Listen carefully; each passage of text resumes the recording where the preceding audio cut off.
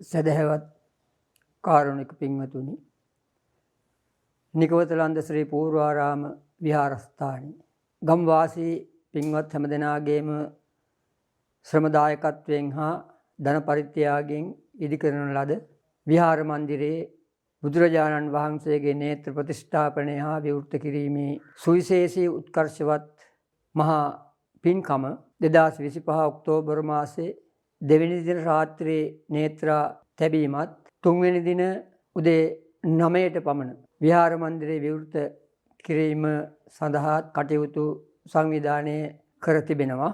ඒ සඳහා සියම් මහනිකායේ මල්වතු පාර්ශ්වයේ අනුනායක දුරන්දර අතිපූජ්‍ය නියංගොඩ විජිසිරි අනුනායක මාහිම්පාණන් වහන්සේගේ ප්‍රධානත්වයෙන් විවෘත කිරීමටයි කටයුතු සංවිධානය කර තිබෙන්නේ. ඒ අවසානයේ අර්ධ සතික සංඝ දක්ෂිනාවක් පිරිනැමීමටත් කටයුතු සූදානම් කොට තිබෙනවා. ඒ නිසා මේ මහා පින්කමට ඔබ හැම දෙනා සුදෝසුදුවතින් සැරසී මේ පින්බිමට පැමිණෙන හැටියට කාරුණිකව ආරාධනා කර සිටිනවා. තෙරුවන් සරණයි.